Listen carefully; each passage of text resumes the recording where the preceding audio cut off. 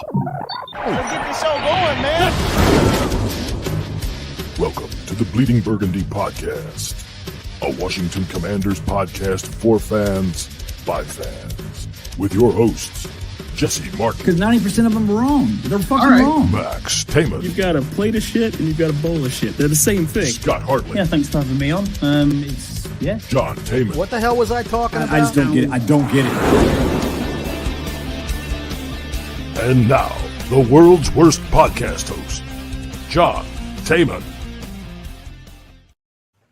Hey, I am John Taman, and welcome once again to a fantabulous episode of the Bleeding Burgundy Podcast. Welcome to an NFC Championship edition of the Bleeding Burgundy Podcast, ladies and gentlemen. We are all very excited around here about our commander. Somebody's fluffing me over there. I'm not sure why or who, but maybe it's just Jesse because he's had too many things to eat. But let me just tell you, it's been one big, long party here amongst all of us on the Bleeding Burgundy Podcast all week, and we're so glad that you have deigned to join us this evening, and I hope that wherever you are, you will come on into YouTube, come on in, search up Bleeding Burgundy Podcast, stop on in. Scott will be glad to talk to you. We'll put you on the screen, we'll laugh at your name, we'll call you names if we think so.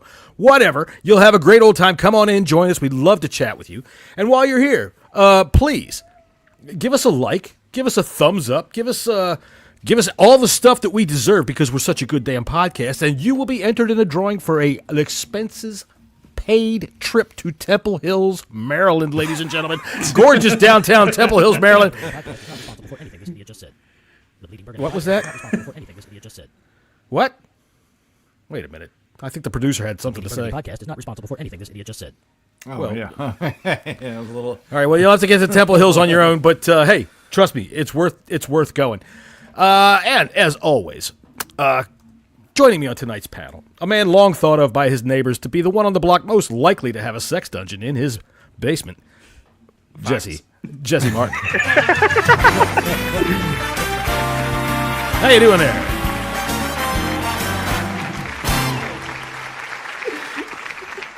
Welcome to the big program, Jesse. It's good to have you.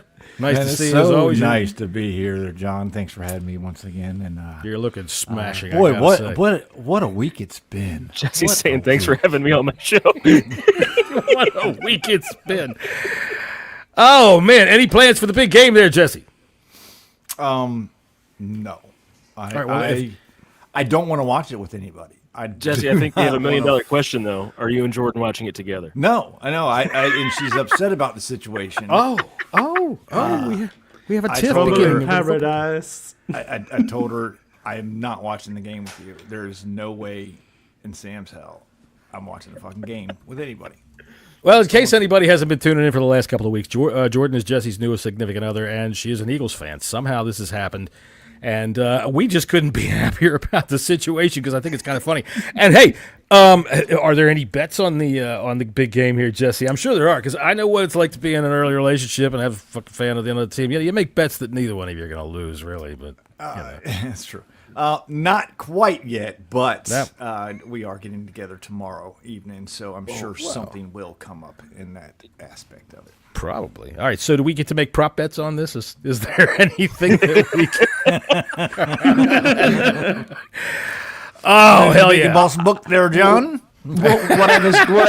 Whatever's going, I'm taking the under. And of course, down below there, making his 312th consecutive guest appearance here on the Bleeding Burgundy Podcast, a man who is the embodiment of the Washington Commanders for an entire English coastal town, a man who can run the 40-yard dash in just under 3 minutes and 51 seconds, ladies and gentlemen, a man of many odors, Scott Hartley.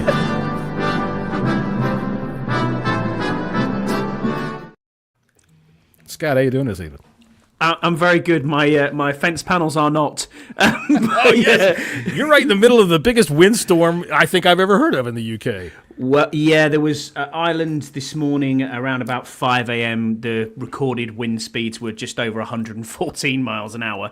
By the time they got across to us, we kind of got a little bit of the back end of it, and we were pushing nearly 80 plus mile an hour. My wife kept messaging me saying, "Show me videos and stuff on WhatsApp of the fence panels blowing all over the estate." So yeah, it's been exciting. I've now got 7 panels down and a concrete block that's fell off. So yeah, all good. all over the hot air state. Well, you can get the servants to fix that. And really, all of you English listeners that are out there paying attention to us, while Scott was talking about the bit of wind coming from the back end, all of you were snickering and giggling. I know how the sense of humor works. They were. And I'm thinking it's all emanating from Scouse anyway. But that's just about it. He is down south of me, yeah, so they That's what I'm saying. That's what I'm saying. So, and of course, we have Max the Wonder Chip. Why does that sound like a carousel? Well, I mean, you're supposed to go collect the money, man. Come on, take your hat off, go collect the money. Anyway, how are you doing today? It's just surreal. We have a football game, and it's January 24th. What is this? I know. It's crazy. We're usually talking about the draft at this time of year. That's why agency, it's you know, hey, we got to go win in March. That's what we're used to winning. Well, I tell you, for me this week, I have felt completely calm. I have felt like it's just like a midseason game. I don't know why. I don't feel like I'm bouncing off the walls like I should be. And I think it's just because I've got confidence in this football team. I mean, it's not a cocky confidence. It's not we're going to go in there and kick their ass, because it could just as easily go the other way. But I feel we can. Who says no? No, I don't. I agree with you. It's just, one thing that's annoyed me this week is how soft this Philadelphia fan base is. I mean, honestly, just I watched Fred Smoot earlier on some Philadelphia radio station, and they were talking about, he basically said, pound for pound, you've probably got better. Yeah, exactly. The circles, exactly. Fred that. Smoot. Our man.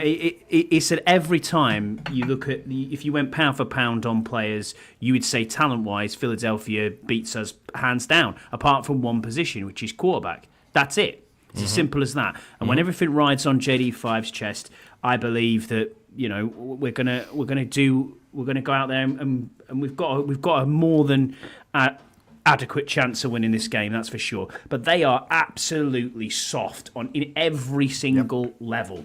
Absolutely. I've never heard so many excuses before a ball's even been thrown. It's ridiculous. The Rams should have beaten them. Well, I mean, not all of them have been soft. This guy's just plain weird. This guy. Oh, yeah, that's true. I hope Carter eats Daniel's ass. This is a family show, sir. I responded to that. He responded back, and he was a good sport about it. He was like, "Man, I got to check my tweet before I tweet him." He said that autocorrect, man. I have a feeling that Jesse is subscribed to #EatsAss, and that's why this came up. So,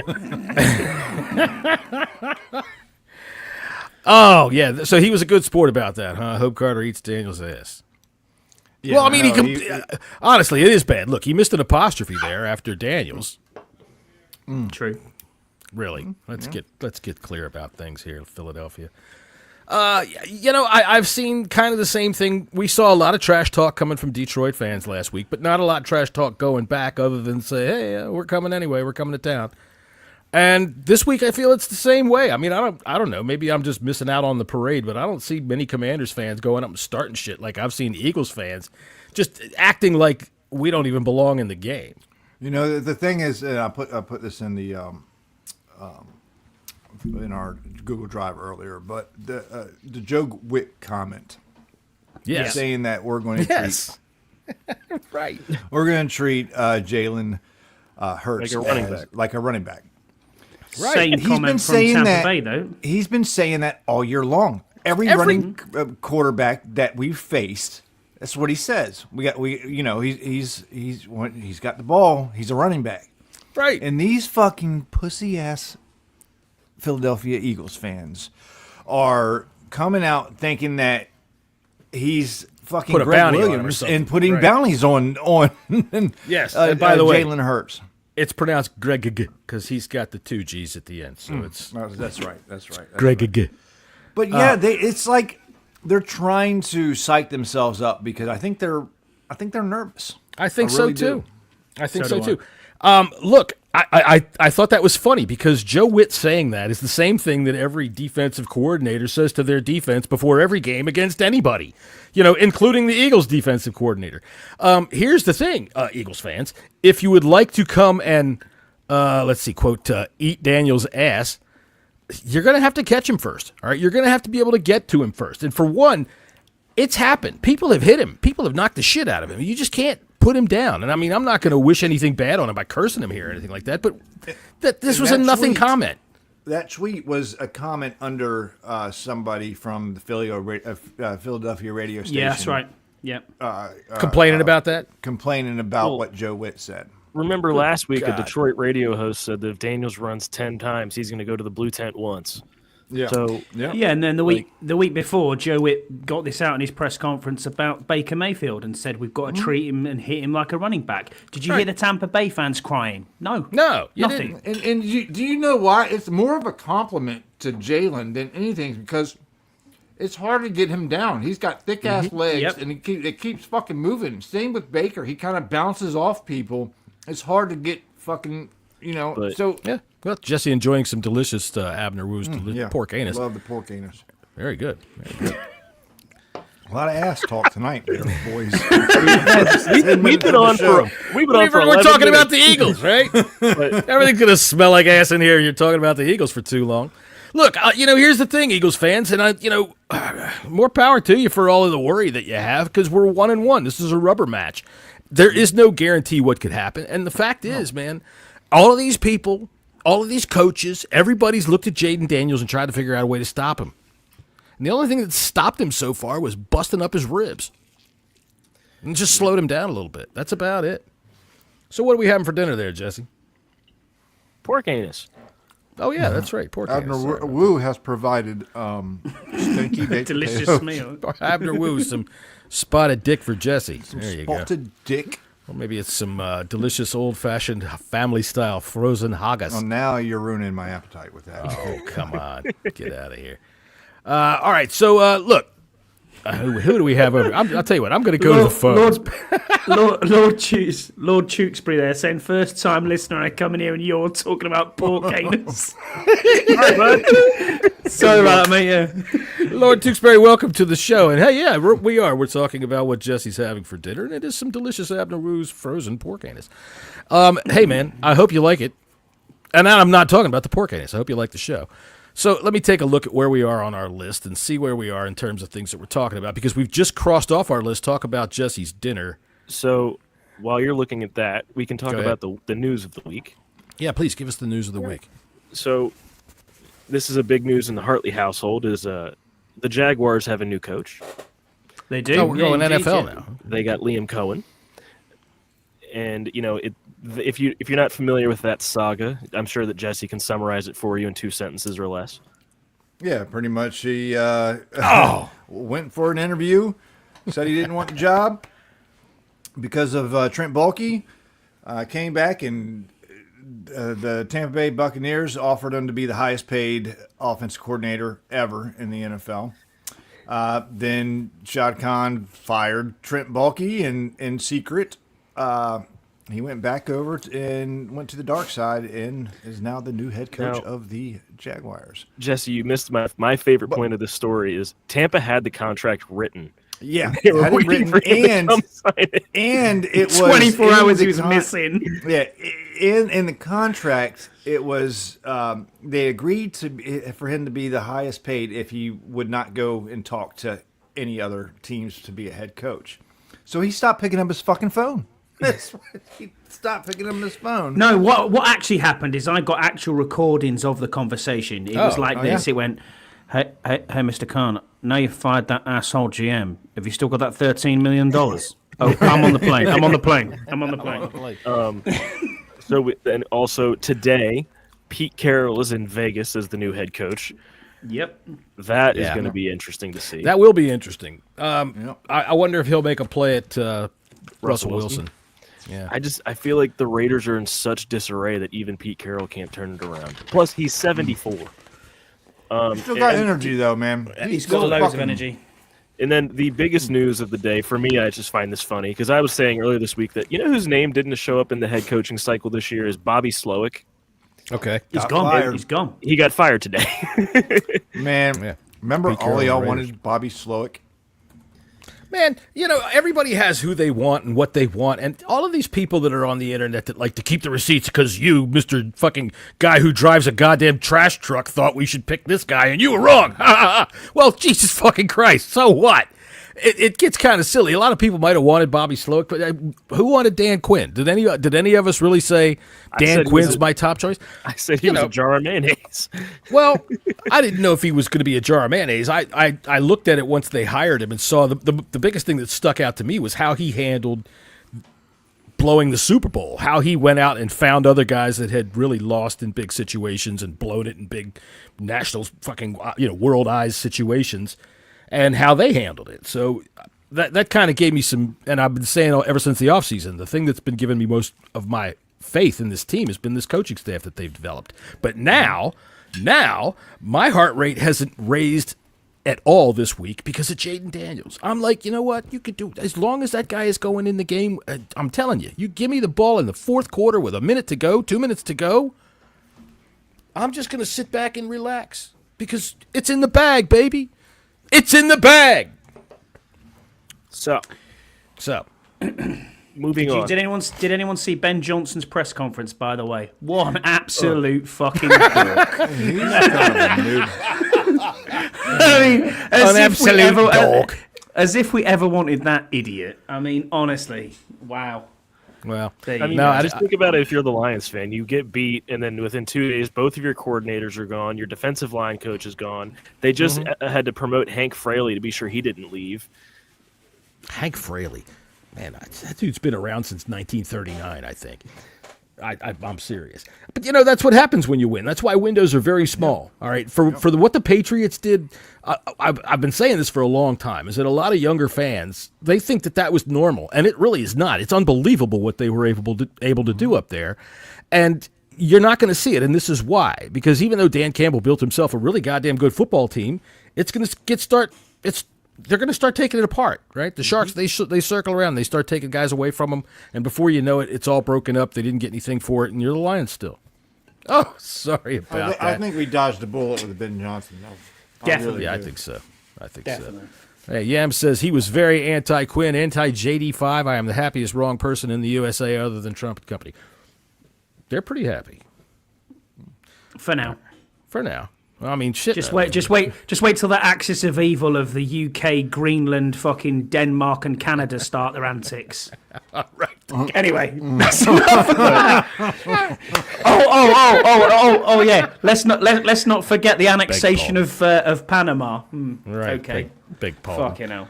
Let's see. Lord Tewksbury says, listen, no one, not even fans, thought this team would go this far. I have a funny feeling the Commanders will shock the world this Sunday. I gotta say, I don't know if it's a funny feeling or not. I think they're very capable. I think so. I love the way the defense stepped up and played last week. That was a top offense, and even though they got a bunch of yards, this bend but don't break philosophy that they've been using has been working fantastically. 5 turnovers. 5 turnovers. It was 6 turnovers through the. Wait, how many turnovers? We gotten 6 turnovers past in the playoffs so far. That's more turnovers we had the entire regular season. Yeah, I mean, it seems like it. I think we had 17, didn't we? The whole season. There's something to be said about getting hot at the right time. You do that, and you're going to have a chance to win the game no matter what, man. I mean, yeah. Well, what do they say? It's life. You travel with a running game and you travel with a defense, and you need them in the playoffs, right? Well, we're traveling this week. We're going up to Philadelphia. I thought it was kind of funny that some Philadelphia fans early this week were like, it's going to be 40 degrees outside. Those guys don't know how to play that kind of shit. I'm like, dude, we're like 150 miles south of you. What the fuck do you think? Yeah, we're down here in our fucking, we're on our Bermuda shorts down here, just chilling out on the beach. Did you see the hanging out, having a coconut smoothie here on fucking M Street? I saw that Nikki Javala posted this. The outdoor field they practiced on yesterday was at the same spot as the turf field that was there for 35 years.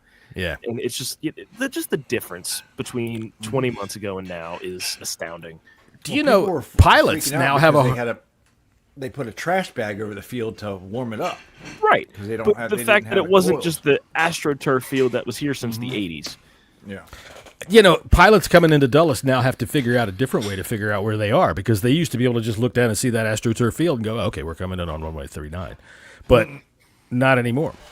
So, I'm making jokes, but that's what I do on this show. And I feel giddy about our chances this weekend. What's the line sitting at currently? 6. Does anybody have it right now? 6? 6. I've got it. I've seen it as much as 8 this week, didn't I? I think it's It dropped. was at 9 at one stage, John.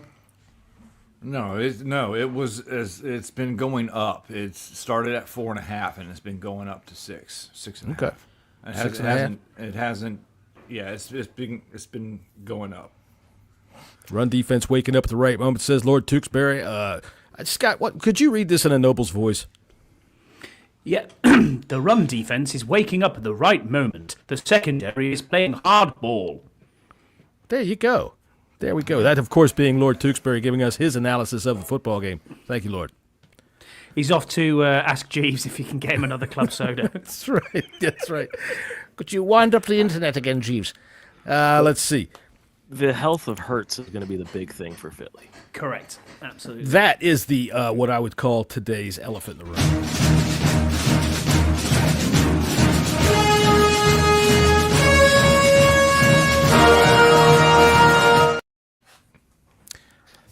His head hit the turf when we played him. That was a 2-week concussion.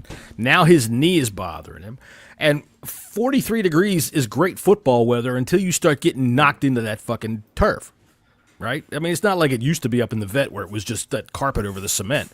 But still, if your knee is bothering you, look, when you say hit him like a running back, when he's out there, you tackle him low. You tackle him low, you know.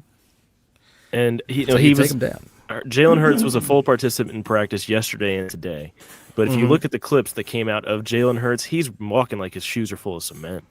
Yeah, but isn't that maybe some little subterfuge on their part? They're going to show these clips of him looking like remember this. Remember as well that he's also got... Twiz is back. What's going on? Thanks for being with us. Hey, where is he? And you were supposed to come on the show after we beat y'all. You remember that? I think he did, didn't he? I thought he did. Yeah, I think he did. I thought that's what I put there, yeah. Twist. Yeah, that's all right, man. Good to see you, buddy. Good Good old Eagle fan. I appreciate that because his comments were not out of pocket. He's been saying this after every time we face a running quarterback. That's what Joe Witt says. That's what he says. And that's what other coaches say. I don't understand why it's being made such a big fucking deal by Philadelphia radio stations. Well, because it's easy by Philadelphia standards to go ahead and take those G-string panties that Eagle fans wear and twist them up so that they go right up their butthole and make them go, ew, you're going to play football. Oh, stop it. And I think that's what happened, man. Honestly, one of the things about football is that the quarterback must go down, and he must go down hard. This is one of the oldest axioms of football. Who said that, Max? Wasn't it Vince Lombardi? No, it was Al Davis said that. Oh. Yeah, Al Davis said that. Another old white guy. It's fine. Whatever, man. He was one of the founders of this football league. So, you can say what you want. Jaden Daniels just as hard as we're going to go after Jalen Hurts. Correct. That's football, man. That's football. That's fucking football. Right. That comment was just as innocuous as saying, well, we're going to go out and try to score touchdowns this week. And people are going to bonk it. Oh, my God, they're going to try to score? So, hey, Philly fans. And you get off of it. You get comments from Eagles fans like, where did I find? Oh, yeah. Okay. I must tell you, Twist, I have red hair, and I have a stepfather, and so does Max. Hey, so do I. That's right. So, what I got to talk about that there. We're looking at this again. Yeah. I was just showing Twiz that, some of his fan base is really going after it. Let's be fair. Their mayor can't even spell the fucking team's name, so that's a great I did start. have that video. Where do I have that video? I got to pull that one up because that's worth watching. Again, even though we've all seen it a million times, I don't know how you don't know how to spell Eagle. Even if you were not the mayor of Philadelphia, how do you get out of like third grade and not know how to spell Eagle? Good Lord. This is what you get when you cancel Sesame Street. Yeah, there you go. Pick it up. Look, I think the world outside of our Commanders bubble, most of them are picking the Eagles to win, as they probably should, looking at it from the outside. But there's something about this team that just doesn't. It's not fazed by being the underdog whatsoever. They don't care. I think they relish in it, to be honest with you. Mm-hmm. And they like to go. They put it out on the field. Yeah, I don't have that video right offhand, but I do have this video. And I did say this was the Eagles the last time that we played them, and we did beat them. And even though this doesn't look like the Eagles, it's still funny. Here's Jalen Hurts throwing to A.J. Brown. 69, ready, hot.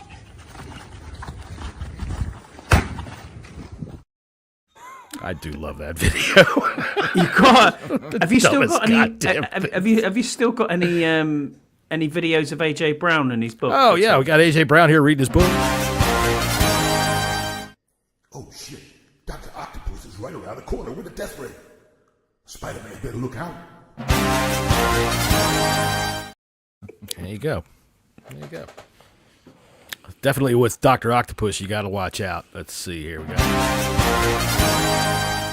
He pressed me up against the locker, and I felt his hot breath on my neck. So you're a wide receiver, huh? He said to me. I could feel his...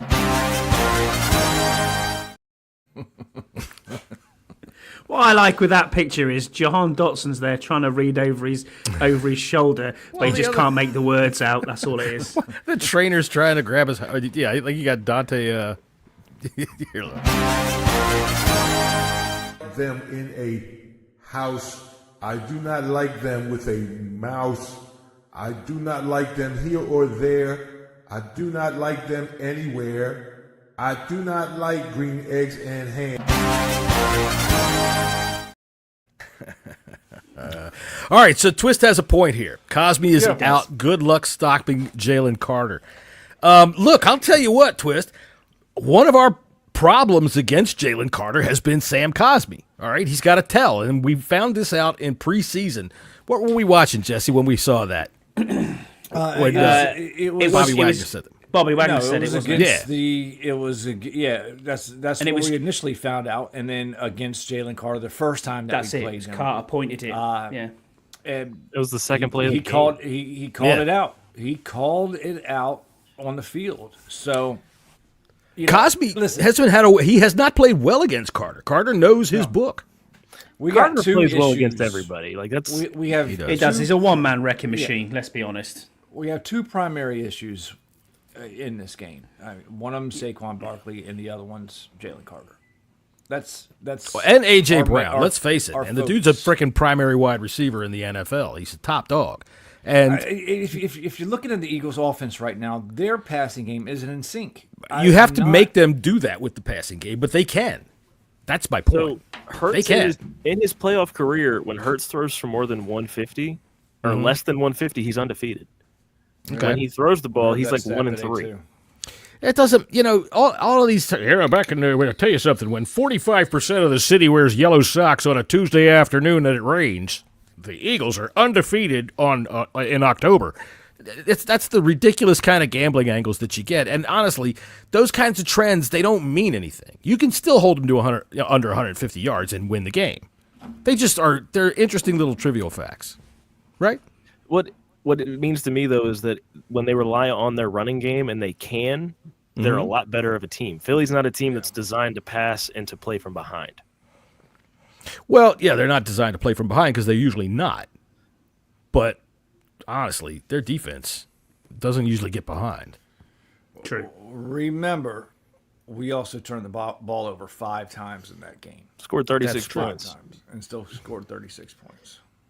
Yeah. Well, that's a lot of people are discounting that, and they're blaming the loss on Jalen Hurts being hurt. But we gave the ball away 5 times to you guys. Y'all scored 21 points off those turnovers, and we still you just couldn't stop the offense. 6 points. And this is against the number 1 defense in the league, and that's the difference. There is that Jalen Hurts doesn't play. He doesn't play on defense. This is family business. We play him twice a year. We're an in-division rival. This is what we've got to go against, man. Scotty's going to tell you all about the family business there. That's right. Yeah, definitely. We're going to come up there and rub you out in Philadelphia.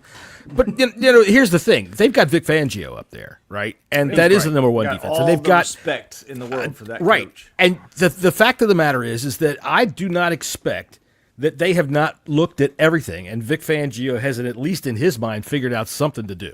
But one big thing that's going to be a difference between when we played them and now now is Nakobe Dean.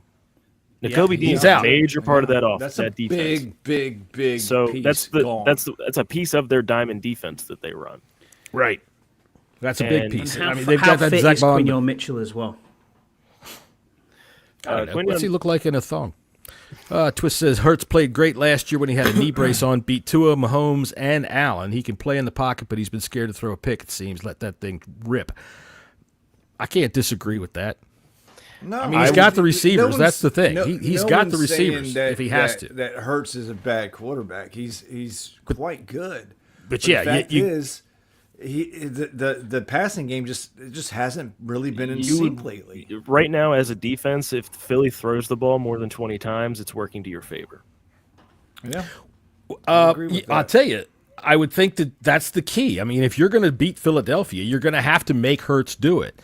And I'm not saying that he can't, because they do have good weapons out there. I mean, Goddard, we saw last week, he slowed down to punch that guy in the face again. That was an awesome play. He's been hurt all week on the injury report. Devontae Smith is So I have the injury report if we're ready for it. Yeah. Please, Harry, I'll tell you what. Before we go any further, let me go ahead and get myself Cam together Jurgens here. are definitely two guys that I was looking at throughout the week. Let me go ahead and play the intro to that.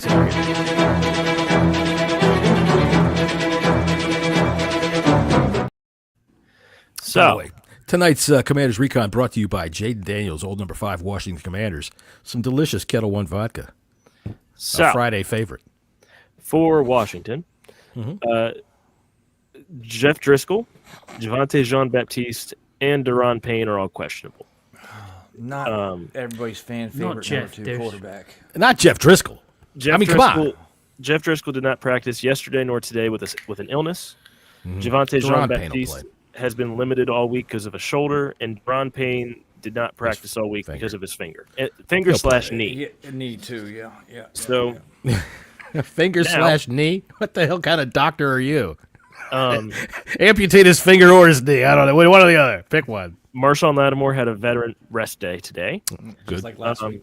Good. John Bates, Clelin Ferrell, Frankie Louvu, Ben Sinnott, and Bobby Wagner were limited today.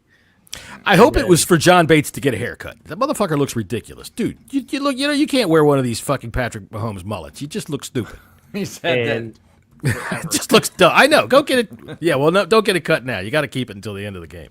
Biotish, Brandon Coleman, Zach Ertz, Dominique Hampton, Jeremy McNichols, and Olamide Zaccheaus were all practiced in full.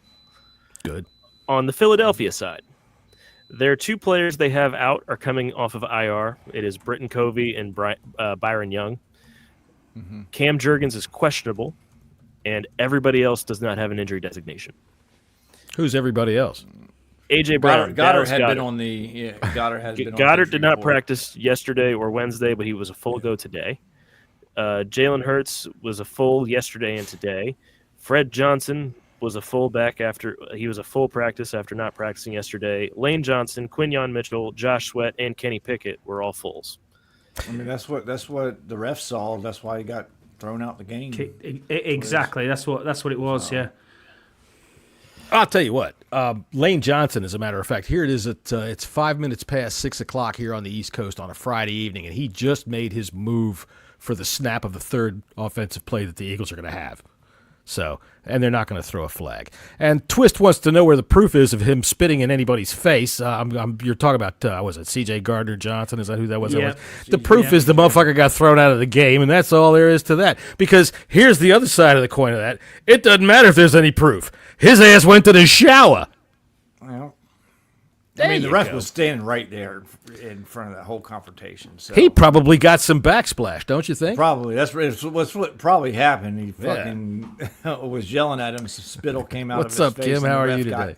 Ref got side splattered. Well, I mean, look, man, jaw-jacking when you ain't got any teeth. I mean, when you're a freaking lowlife like one of those Philadelphia Eagles, it's bound to have some spit coming out. Let me tell you something over there. There, listen, you stink, buddy, and it's going to go all over the referee. But the good news for you guys is that the referee is definitely in the Eagles' fucking pocket. He God, should not hate that guy. Reffing this game whatsoever. That dude should not be reffing any game. He shouldn't be reffing a junior league fucking goddamn Oh, I can't say what I'm thinking. game, He shouldn't be reffing a Special Olympics hockey game. Yeah. So in a game of this importance, it's one-sided. One-sided. Philadelphia is 6-0 with this Hockley. That doesn't mean anything. You can't account anybody for taste, Twist. I mean, I look over around at some of my neighbors like, Jesus Christ, I don't want to have anything to do with some of these people. Thank God they like the Cowboys. I've got stats for the refs as well, if you guys are ready. Yeah, please, give us the Sean Hockley breakdown. So it is not just a Sean Hockley crew. It is a super crew. A super crew headed by Sean Hockley. Sounds to me like a super flu that is going to kill everybody. The unit is going to be pulling from Alex Kemp, Clay Martin, Brad Allen, and Cleet Blakeman's crews. Cleet's doing the other game, isn't he? Yes, but that's also a super crew on that side. At this point, they don't work with the crews they do all season. So super crew. This contingent monitors the trenches more than anybody. Hockley and Craig Martin were number 1 and number 2 with overall penalties on the offense at 60 and 58.5% of all penalties called. I think Sean Hockley he's just a penis with pants. Martin, Kemp, and Hockley's crews were number 1, 2, and 5 for offensive holdings per game this season. Wait, we do have Eagle fans in here. You better explain that 1, 2, and 5 is not the actual way. There's still a 3 and 4 in there. But for the purposes of this discussion, it's 1, 2, and 5. 5 being, by the way, the number of turnovers we had last time when we beat you. And 5 also being the number of times the Detroit Lions turned it over last week. That would now, I need you guys to do a little bit of thinking real quick because I found here's an interesting stat for you. Thinking caps on. We played 2 games with Hockley and with Alex Kemp, right? Okay. That was the Saints game and the Falcons game. How many holding penalties do you think we got called for in those 2 games?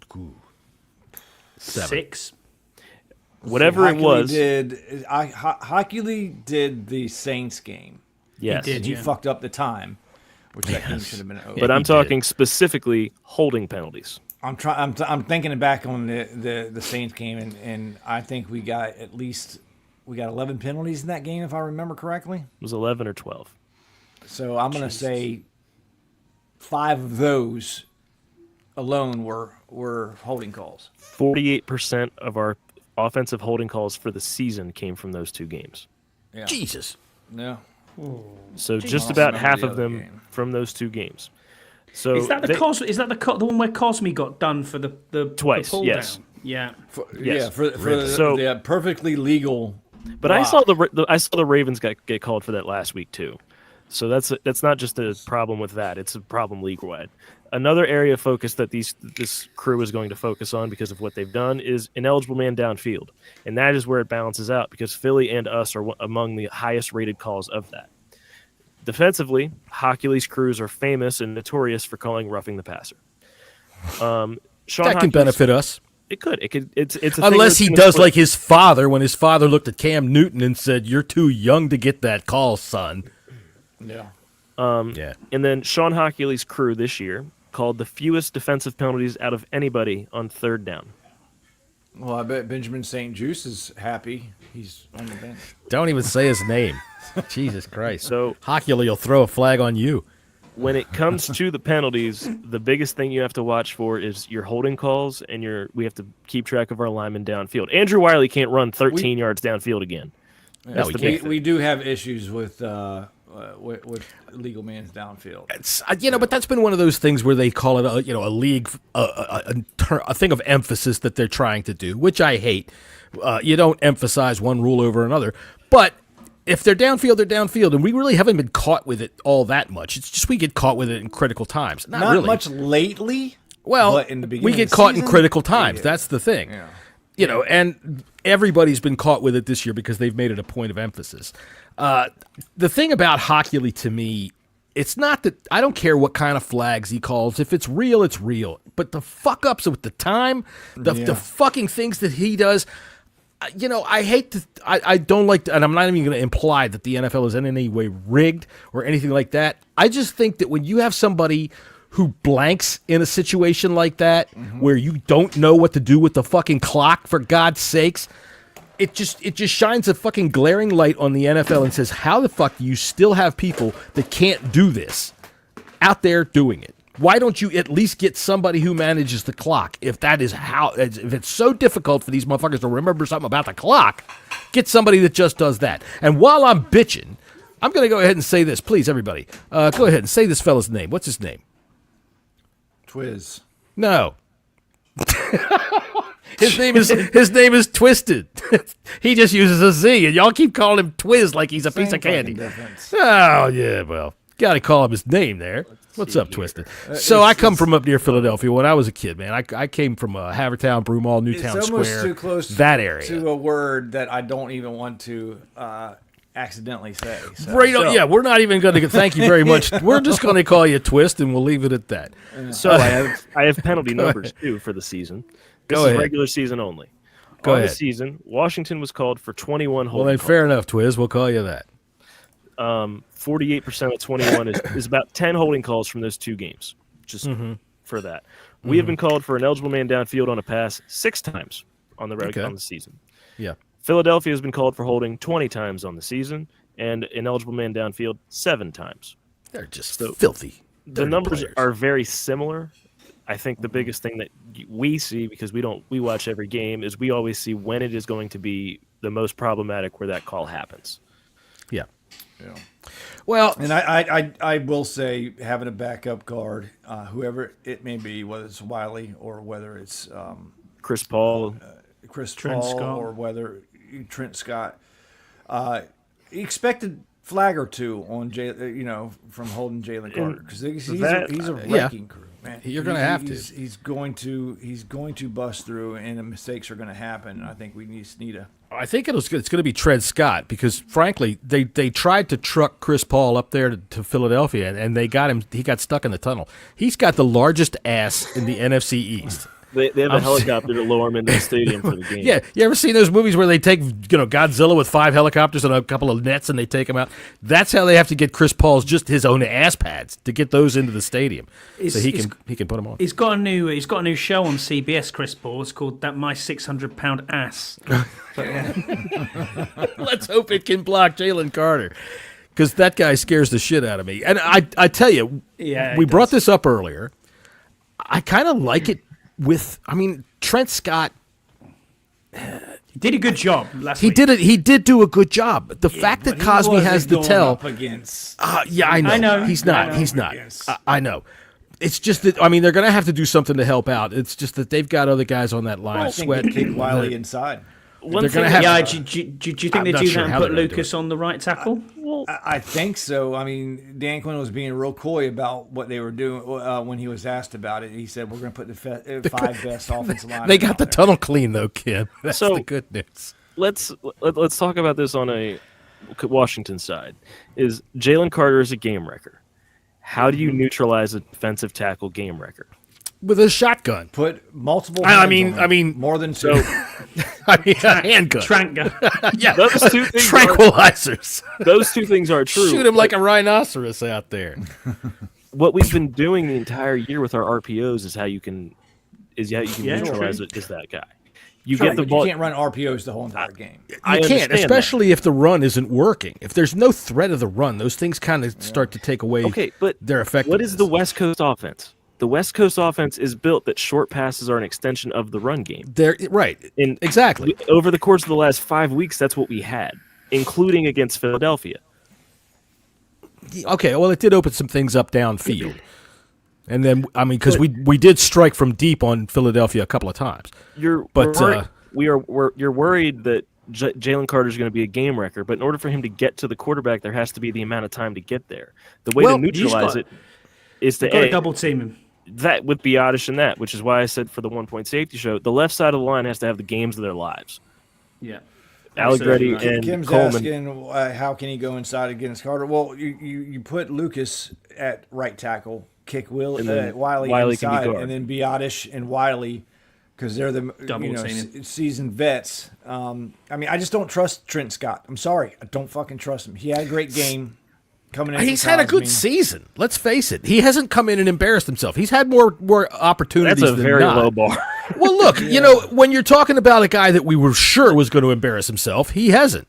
And last week he did have a good game. And I mean, I do like the idea. This is what I said last week of moving Wiley inside and putting Lucas out there at right tackle. But if it does end up being Trent Scott, and we do manage to do a double team with him and Biotish or whatever, I'm not going to feel so bad. I feel more nervous about the fact that Carter knows Wiley inside and out and has been able to blow him up Cosby, and has been able to blow him up every time we've played him. That's what makes me nervous.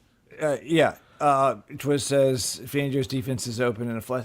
Absolutely, it's always been like that, and he's not aggressive, but he doesn't necessarily need to be aggressive, especially with the front that the thing with Philly's defense, they can get there with 4 guys. Yeah, that plus they're a cover 3 base, which is going to drop everybody out, and you're going to run that diamond formation that you do in the middle. You're going to muck up the middle, and you're going to rely on your corners to come up and hit, which is what you have in Quignon and what you have in Cooper DeJean. That's why Cooper DeJean is like that. You can't run man all day because then your corners are just going to get exhausted. Right. So, with all of that said, my goodness, look at us having football discussions and whatnot. We got to bring this back down to the level of the Bleeding Burgundy podcast. Wobble, baby, wobble, baby, wobble, yeah. Wobble, baby, wobble, baby, wobble, baby, wobble, yeah. Wobble, baby. Coming for you. We're bringing that pig's ass up there. Wait a second, Scotty. Can you Have I got shots off Yam here? What? Yam just took a wide shot across the Atlantic here. Let's see here. What did he say? Well, I bet Scotty knows how to muck up a middle. Hey! I think that's a compliment there, Scott. I think that is. I think that he's saying, look, whatever it is, it must be the biggest budgie that there ever was. Well, yeah, maybe budgie's tongue. Well, you're right about that. Yeah.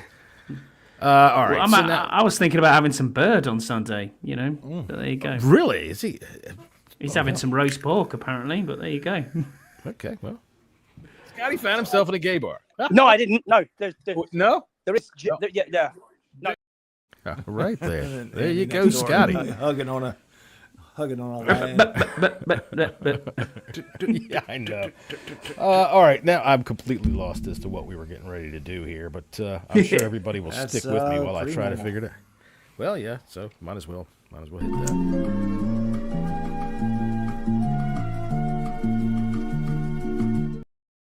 All right, let's do some battle play.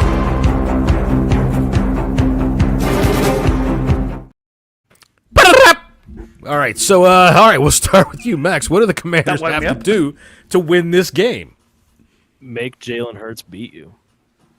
Have Jalen Hurts prove that he can throw the ball successfully right now. Then you do that by you loading 6-7 in the box to stop Barkley. You have good gap discipline. And that's the thing with Barkley. He's a home run hitter. When he doesn't get his home runs, he gets them a lot. But when he hasn't, he has not really been that productive. I don't know. Yeah, I mean, it's hard to say because 9 in the box. He gets them so often. All right, right. So Scotty, he's Aaron Judge of the NFL. He's going to hit 50 homers, but then when you need him in the clutch, he's not going to be able to do it. I kind of like that. Fuck Aaron Judge and fuck the Yankees too. And I'm sure Twiz can agree. Scotty, what about you, man? What's your battle plan? What do we got to do to win this football game? It's exactly the same as it has been the last 2 weeks. You've just got to defend the 20s. Doesn't matter what happens in the middle. Stop the explosive plays if you can. It's all about stopping Saquon Barkley and making sure that Jalen Carter, you do something with Jalen Carter, as we just discussed before. Barkley's going to get his. I mean, if we can limit him to 120 and a touchdown, I'm good with that. Do you know what I mean? I've got no problem with that. And then all you've got to do is keep the offense rolling as it has been. And that's our key to winning it. It's about long possessions, long drive, win the time of possessions, and take 7, not 3. Be as aggressive as you have been on 4th down before, and just continue with that game plan, man. Because it's back. We are now 1 game away from getting to the promised land and glory. And to be honest with you, they just got to not freeze as well. Do you know what I mean? This team hasn't got to freeze on the big occasion. I just want to point out that Scotty's the first one that said the that. Burgundy podcast is not responsible for anything this idiot just said. Correct. Yeah. We're not talking anything about what 60 Minutes is away. I know. 60 Minutes is a program on CBS. Fine news episodes. All right, Jesse, what's your battle plan for the week? Has Scott left anything behind for you to go over? First, no, I'm just kidding you, Scott. Go First ahead. off, I'd like to say, yes, we all absolutely hate the Yankees. I'm a Nats fan. Yes. John is an Orioles fan. And Max, I think he's the Orioles fans too, I believe. And Scott doesn't understand baseball. I don't like rounders, mate. It's not for me. I do like the Phillies more than the Nationals. How about that? I grew up in Philly when I was a kid. So, prop bets, all right. I've been pretty confident in this game all week, and that's normally not me whatsoever. The bookmakers came out with a Saquon Barkley prop bet. It's over under 130.5. Hold on. That is the biggest over under in history. Yeah. In history. And they want you to bet the under. I mean, it's plus 230. Getting plus 230 for betting the under. So Vegas, they're expecting Saquon. Well, he had 109 yards in the first quarter last time. So it's dropped to 125.5. Just so you're aware. Really? Oh, Kim, you hurt me in the... That still sets the record, because I think the record before was like 112 or something like that. All right, so that is the only battle plan I think this defense needs to be worrying about, is how to limit Barkley, because he's going to get his. We all know this. We all know this. What we have been good at is, for the most part, limiting him. But it's the explosive plays that will kill you. The 40-yard touchdown here, the 60-yard run there, the 78-yard run here. That is what we cannot have. I don't care if he gets 9 yards of fucking carry. I don't want to see him having 20-yard gains the whole fucking game. So the thing get 9 yards of carry is not going to be very good. But go ahead. Well, Max. I mean, Jahmyr Gibbs got 15 yards of carry. So right. So I mean, I did a little digging into Saquon this week because I was a little bit bored. Well, all right, hold on. We'll get to that because we're still doing battle plans, and I haven't got to go yet. So I would like to say this. Twisted says he thought that Barkley would be good, but that kid's special. Look, dude, I've been watching. I'm a Penn State fan. I love Saquon Barkley. It hurts me in the heart. Barkley, how good Barkley is. It hurts me in the heart. Then you have one of the best offensive lines in the entire league. That's the big thing. That's thing. a match fucking made in heaven right there. Yep. It really is. I can't say that it is very nice to see every time he gets off one of those long runs, just to think about John Mara sitting there going. That does give me pleasure. Yeah, I do too. But it's for Philly.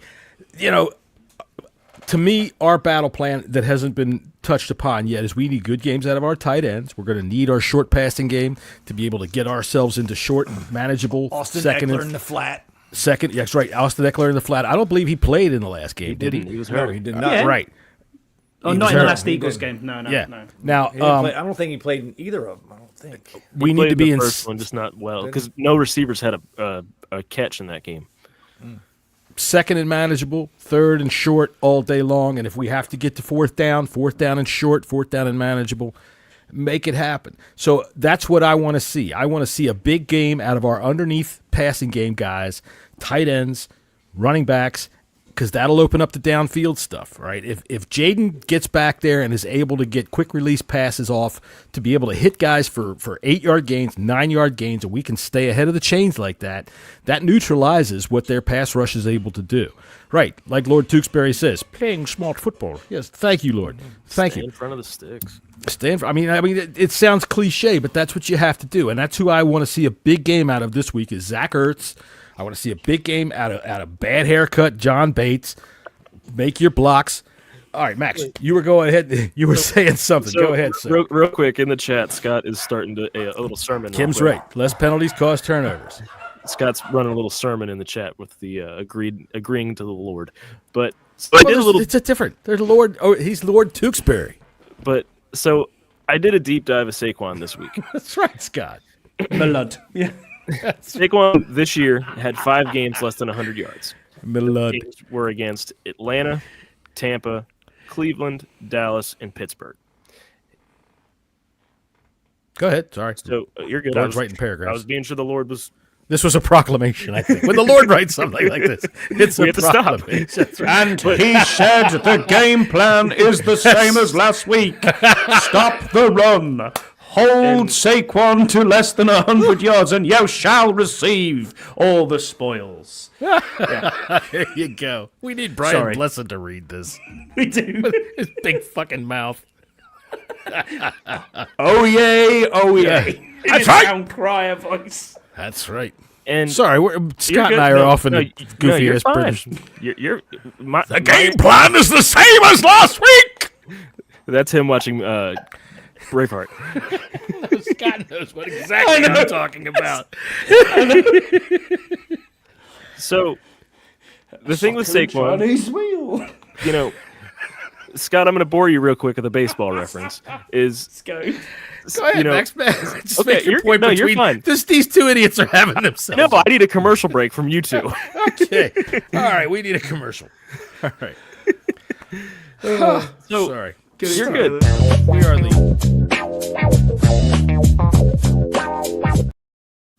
Right, that's me. That's my dad, everybody. So Saquon is his home run hitter. He is going to get the long runs, and when he gets them, they are dynamic. That is what everybody sees. But what you don't see is he isn't really that efficient of a back when he doesn't get them. I did the deep dive just into our 2 games this year. Okay. Because I'm about ready. I'm kind of disagreeing with you here because I do think he's an efficient back. I mean, the 3-4 yard plunge is what you're talking about. The guy who can go and get that. See, to me, I'm old. I remember things about players that some people might not. And that what made Emmitt Smith so great was that when the shit wasn't right, he dove his nose in there and he got 3 yards, 4 yards. Are you saying that Saquon is not that kind of back? He needs the hole? I'm saying that when you are averaging 5.8 yards a carry, as he is for this season, but you have so many home runs. You have a lot of home runs. But then when you take out the home run, just in our 2 games, as you said, when we played them in December, he had 150 yards for the game. He had 109 in the first quarter. Right. And then Hurts went out, and we changed how we were playing our front end, didn't we? Yes, we did. Our gap discipline improved because we didn't have to worry about the Hurts aspect as much. When we played them in November, Hurts is healthy. Everyone on that team was healthy when we played them in November. Until 7 minutes left in the fourth quarter, he had 22 carries for 82 yards. Right. I'll live with that. You bend up and don't break. Discounting the we're discounting the explosive plays. And you can't do that. You can't do that. No, what I'm saying is that's what he does. What I'm saying is Twiz has you figured out. What I'm saying is it's not that it's BS numbers. There is a way to stop him, and it's been done by worse defenses than us. The way to stop Saquon is to just contain. You don't have to necessarily stop him. But if you can run an umbrella around him, don't let him get through. Don't let him break through. That's why you stack. I understand what you're saying. That's when you're going to leave AJ. Right. That's why I said for our battle plan, you have to let Jalen Hurts prove that he can do it right now. He has not proven he can do it since he got hurt. Okay. That's my thing. He got hurt like halfway through the Rams game, I think. Second quarter or something like that, but even against Green Bay, as you said, we thought that Green Bay should have won that game because of how just killed themselves. They should have won that game, and the Rams should have won that game. They didn't play. Green Bay killed themselves and should have won that game only because Philly couldn't put them away. I mean, like I said, Philadelphia in the first half, you'd have thought they'd have been up in the fucking foot. They kept turning the ball over in the first half, and you would have thought that Philly would have been up by 40 points, but they couldn't put the ball into the end zone either. What was it, 10-0 at halftime? Something like that? And they let Green Bay hang around. I'll tell you this. Don't do that with Jaden Davis. It's not they do. Around that bush. They do. And our defense has been playing better, but it's only been playing better because of the fact that we've been getting turnovers. If we don't turn the ball over, that's... I'll tell you this. Our defense isn't playing that good. All right, now there's a segue. Let's be real about that. There's a segue.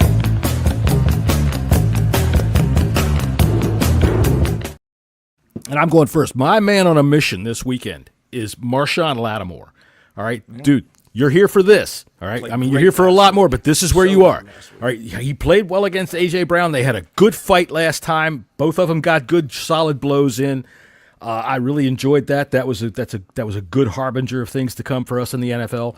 But him and that secondary's ability to play tight in the back end without having to put you-know-who on the field gives us the ability to play up front the way we're supposed to play up front, which gives us the ability to be able to go after the quarterback when we want to and to be able to play the run like we're supposed to. That's my man on a mission. Marshawn Lattimore, lock him down, turn him back inside, keep Barkley in that umbrella that Max is talking about. Jesse, who do you have on your man on a mission? Frankie Louvu. I mean, everybody in the Eagles fan base for some reason thinks he's a dirty player, which is absolute fucking horseshit. But he plays very well in both games against the Eagles with us this year and games prior in Carolina. He's been a maniac on the field when it comes to the Philadelphia Eagles, and he needs to be a big part in stopping that Saquon Barkley feller. Frankie Louvu's a dirty player. Did you see how he hit Jared Goff? I mean, he hit right up on his face, he hit him on the chest, and he fell on the ground, and oh my God. And now he's going to come in here against Jalen Hurts, and we're talking about Joe Wynn is talking about hitting him like he's a running back. Oh, Jesus, it's not going to... Man, these guys suck, man. I can't stand it. They're going to lose us our fucking season, and everything's going to suck. Goodbye, Philadelphia. Mikey Sanderstill, get used to that name, Twiz. Yeah, there, Twiz. Get used to that name. He has been our best cornerback pretty much all year round. And he's fucking damn good, man. He's fucking 2 picks last week. Yeah. 2 picks last week. I would say this about Mikey Sanderstill. If he had started being more visible in the national eye a little sooner, he'd be in the running for Defensive Rookie of the Year. Maybe. I think. Maybe. All right, Jared Verse pretty much has that wrapped up. Yeah. Scotty, go ahead. He's not way better than Dejan. Scott, you're muted. Dejan's who's my man on a mission? Ah. I think it's probably got to be, I'd say whoever goes in at right guard, really, whoever that's going to be. They need to have an unbelievable game against Carter to make sure that we can give Jaden a little bit more time, a little bit more space to either exit the pocket or to get a ball out to the flat, whatever it may be. But we need to make sure that we're trying to lock him up. So whoever goes in at right guard, best of luck to him. Stats mean absolutely nothing to cornerbacks. That you can't get any gauge of play when it comes to cornerback and stats. You're right. The least amount of stats they have, actually, the better they are because they're covered. Right. Deion didn't have very many interceptions because nobody threw at him. Dang it! I had something I was going to say. Go ahead, Max. For me, it's Jeremy Chin. My man, the hammerhead. The hammerhead. You know, I'm not necessarily just saying that. You know, he's not the back line of our defense, but he is essentially our third linebacker.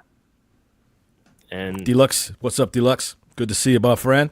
Man on a mission, offense, B-Rob, defense, John Allen got some praise from the coach this week. I'm sorry, Max, did I cut you off? No, you're good. Chin, I mean, you can say the entire defensive front, the front seven.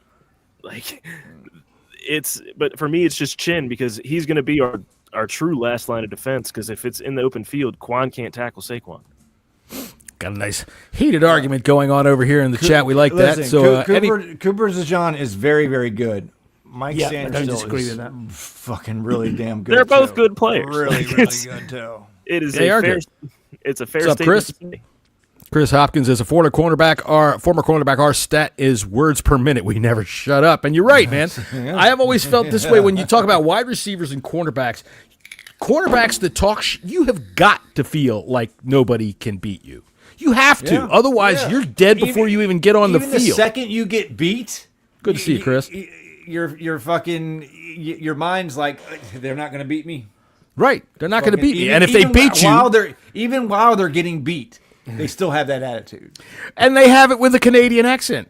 Hey, you're not going to beat me there. No, you're not there. I'm going to grab you by the face mask there before you get off the line of scrimmage. I'm going to stick my hands up high there, and I'm going to get called for pass interference there.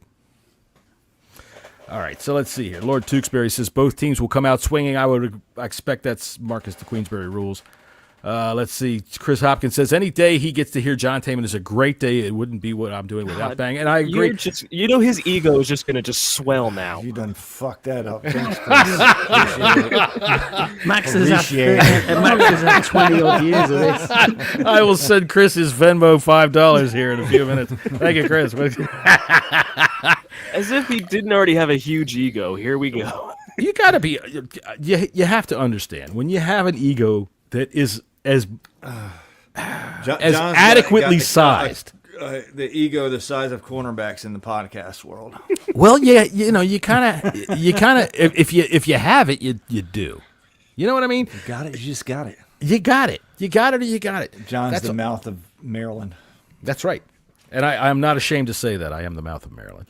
All right, where are we within the podcast here? All right, we just did Man on a Mission, so let's do some score predictions. All right, this is the fun part because we get to find out just how confident all of us are after talking all of our shit here. Oh, Scott's not happy with it already. We'll start with you, Max. What about you?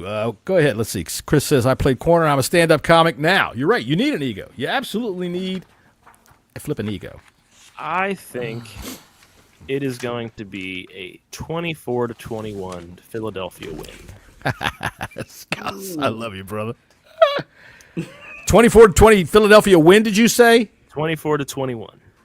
Right. I think this is going to be where the bubble bursts on the fourth quarter comebacks. Don't say that. Oh, you're so terrible. Kim wants to know what it was like growing up with your dad. Oh, I can have a show about that. I can it's called say therapy. For me, it's all right. I don't mind. The District of I thought I see my glasses are bad. I thought you were the District of Colombo. I was thinking, yeah, one more thing. We got to, by the way. I used to watch that when I was a kid. The Philadelphia. Dude, show. I tell you what, it's on Prime now, and if you watch it now, dude, when you look at what they thought was fucking extravagantly nice in the 70s, it is the most unbelievably gaudy shit you could ever think about. My God, you people in the 70s, what's the matter with you? Oh, well, you're 90. All right, that's good. Let's see. Lord Tewksbury says, Scotty, please, with the Lord and Noble. I'm not doing score predictions, but I'll say the Commanders will shock the world and send the ELGLES back in. That was so funny, though. My favorite part of the mayor doing that was all the lackeys around her that were just kind of like going along with it. Like, yeah, whatever. We'll just change the spelling of this word for you. All right, Twisted says 33-31 Birds. All right, yeah, well, we kind of figured you'd say that. Max, you already gave your score 26-23 or 24-21, you said? Scotty, go ahead. You're on the spot. I'm gonna go 27-21 Commanders. Just. All right. I can't. So Scotty's going with us. There we go. Yeah. All right, go ahead, Jesse. I've been picking against this team since the playoffs started. Since the bye week, let's be honest. Sort of. Start picking, even though I do have confidence in this. I'm gonna stay status quo and pick us to lose because that's what's been working. Even though I definitely think we can win this game. I'm going 23-21 Philadelphia Eagles. Twist says, we're going to bully them Redskins and no, you get no casinos. God damn. Well, that's just downright rude. I love it. You know what? I say, why not us? Why not us? 34-28 Commanders advance to Super Bowl 59. There we are. That's what I say. However, if we don't advance to Super Bowl 59, I would like to point out that my sweet wife, whom I love dearly, moved the welcome mat in front of my door that had been in the same place that it was for the whole entire last 7 games. And now that it's been moved, if we lose, yes, right, don't you look at me, it's your fault. Oh. She says 21-24. Inbound. 31-24. Commanders. All right. My wife's picking the Commanders to try to make up for her faux pas with the doormat. My God, you don't move things. So look, if things are working, you don't move them. I've been wearing the same pair of underwear for almost 2 months now. It itches, but God damn it, I'm in for the team. I'm so glad I don't live there anymore for the smell.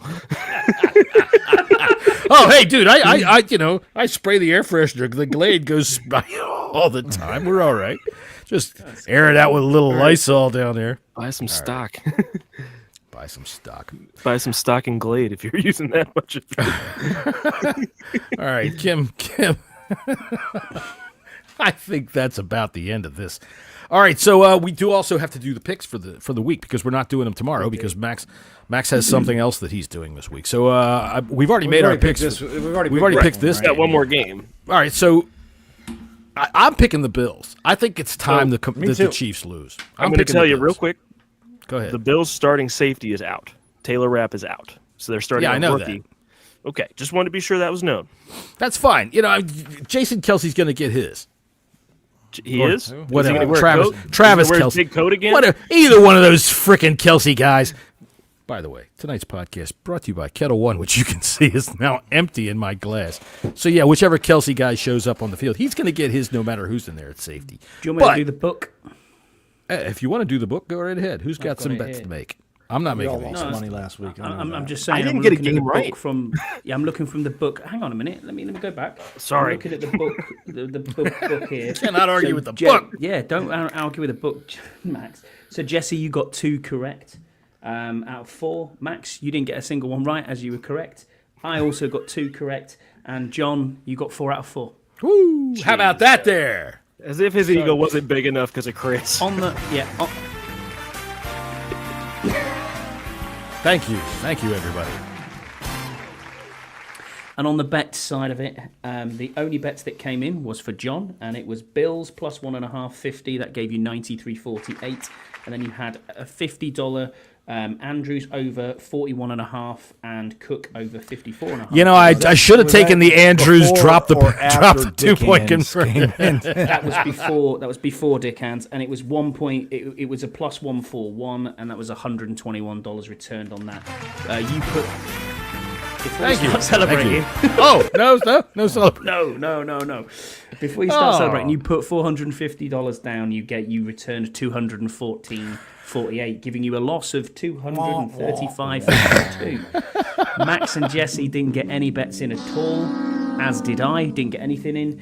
200 loss for you, Jesse. 200 loss for you, Max, and a 400 loss for me. So the winners of the week, technically, it's shared between Jesse and Max. How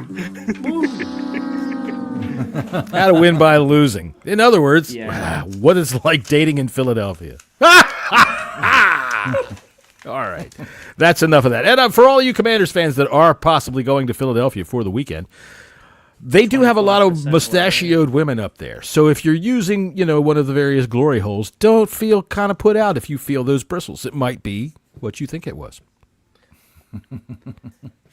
Wow. All right. There's a tip for the weekend. So you two, I got the Bills. And I think the Bills are going to win by what's the line? 7 points. 6.5. Chiefs. Over under is.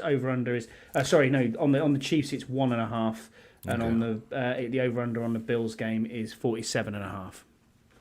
I don't know what the weather's going to be like there, but I'll take the Bills and the 1.5. I think they're going to win outright. I don't think the Bills mind the cold. I mean, I don't think they care. It's going to be 30 degrees with no precipitation. Yeah, okay. And no wind. It's going to be a great football day. Yeah, they'll feel fine. I'm taking the Bills in that game. Give me the 1.5 points, and just for the hell with the book, put $100 down on it. Fuck it, go with the Bills. $100. Yep. Max, I think the Bills are going to win. I think this is Josh Allen's breakthrough. Yeah, I do too. Until next week, or until 2 weeks from now, 3 weeks from now, whenever it is. Speaking of the breakthrough, because I'm going to put 200 on the money line. Okay. 200 on the money line. I've got you, Jesse. I was stuck in a lot of traffic this week, and I was bored. So I came up with, when I started watching football, it was the day of Brady and Manning and Roethlisberger and Phillip Rivers, and then towards the 5 years later, Joe Flacco came into that. And for my entire development age of watching football, those were the 5 elite AFC quarterbacks. Joe Flacco was in there before that. He was in there entered the league in 2008. Yeah, all right. So, okay. So, and then I was thinking about it, and in my eyes, there's 5 quarterbacks that you can also say are in that similar category to those 5. I don't think anyone's going to touch Brady, but I think we can all say that Mahomes is the modern day Brady. Okay, in terms of dominant. just in terms of the dominance, he doesn't lose in the playoffs unless it's the Super Bowl, so on and so forth. Okay. I don't have any music for you, but I'll put That's that fine. on. No, this is just me going on a little thing. Because I think Josh Allen is Phillip Rivers. Phillip Rivers was able to put up numbers. Phillip Rivers was able to win in the playoffs, except he couldn't beat the one guy. Phillip Rivers never beat Tom Brady in the playoffs. Phillip Rivers has like 17 children, doesn't he? Yeah, but Josh Allen's from Wyoming, so he probably does too somewhere. But they're half Buffalo. What, that he has children? I'm telling you, Phillip Rivers doesn't do anything but play football and fuck. That's it. That is so funny, Kim. I just saw the tweet, and I was just about to say Lincoln Financial Field will be filled with Commanders fans for the NFC Championship game. Over 20% of the purchases have come from Virginia and Maryland. Good. I also saw that per Fanatics, this past Sunday was the biggest day for the Washington franchise in history. The most amount of money was spent on our gear on Sunday than any other day in history. That's great. Wow. Dick's Sporting Goods has sent out that if the Commanders win, they're opening early on Monday so people can get in to buy gear. I would say this to the people who are behind the phenomena of Dick's Sporting Goods. Kudos to you for having the bravery to go ahead and name that your store. Get it at Dick's. I like that. To further go, I think that Joe Burrow is what Peyton Manning was now. Couldn't get past it. He couldn't get past it except for the few times he does, but he is. And who's Lamar? Joe Flacco. For me, Lamar and Flacco are very similar quarterbacks, and they can make noise. They can, but he did, and Lamar hasn't yet. But the entirety rest of Flacco's career, they made noise, and they just got bounced by teams they should have beaten. And then there was I can hear texts going off, going, "What the fuck are you talking about? And the hell was that?" The Ben Roethlisberger aspect, and that's Justin Herbert. Hi. Justin Herbert can throw for all the numbers. He'll break through occasionally, but he's just not going to be up to snuff with the rest of them. And that's what I do when I drive home. So, all right, well, there you go. Butthole Chin himself, Tom Brady, predicts the Eagles will win the NFC Championship.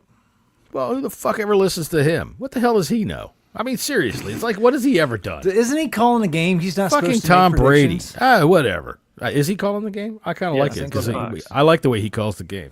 Last week I thought he had some funny jokes, but I would suggest that this week we handle our business. I've got us down for a win. Scotty's got us down for a win. These two have us down for a loss. Jesse's more just standing on ceremony, but so there you have it. We got anything left? Here, we'll give him this. Wobble, baby, wobble, baby, wobble, baby, wobble, yeah. Wobble, baby, wobble, baby, wobble, baby, wobble, yeah. Wobble, baby, wobble, baby. I'm telling you what, that's about when you see Scouse log off. All right. So, hey, we will be back right after the football game with immediate reaction as to whatever has happened, whether it's good or bad. And we welcome everybody to please come by and stop in and see us and say hey and give us their thoughts as to what happened. And then the Bleeding Burgundy podcast will be back Monday afternoon at 5:30 to be able to talk about our trip to Super Bowl. No, I'm not going to say it.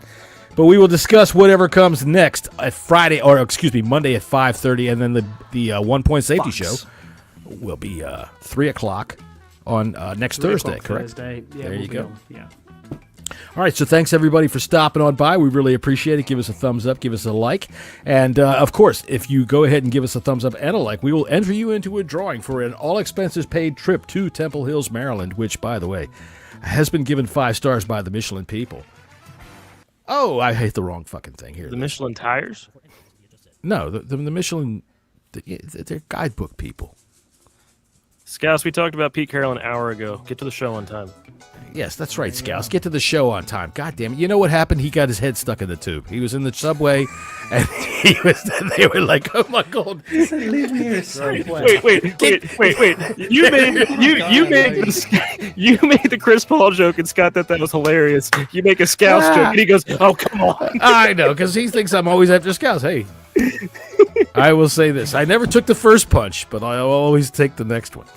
I could just see the bobbies rushing down into the tube station with the fucking oars on the side of this, just trying to pry them out. Aren't you glad you tuned in? All right, everybody. Yeah. NFC Championship. Here we come. The Washington Commanders are on a roll. I'll tell you, I'm feeling fucking good. How about you, Jesse? You feeling good? Feeling great. Scotty? Absolutely, mate. Can't wait. Max? I'm along for the ride. Here we go. All right, then. We'll Appreciate see you next everybody in the chat. Come and play with us. Yeah, man. Because, Twist. Enemy territory's coming in, and that's okay. We accept it, all of y'all. Yeah, man. Lord Tewksbury. Lord, I thought it said Twerksbury at first. The first time I saw it. Tewksbury. But, Well, that's, yeah. Jesse's used to seeing the Scouse. hashtags. He's a Twerksbury, of course. Scouse is Lord Twerksbury, from what I understand. Chris Paul's Lord Tewksbury. Hey, Scouse, by the way, man, I hope you're coming through the windstorms all right, too, man, because I see that they're pretty bad down by where you are, too. So all of our friends over in the UK, let's hope you batten down the hatches and keep your homes steady and straight in all of this wind. And until the next time we see you, later.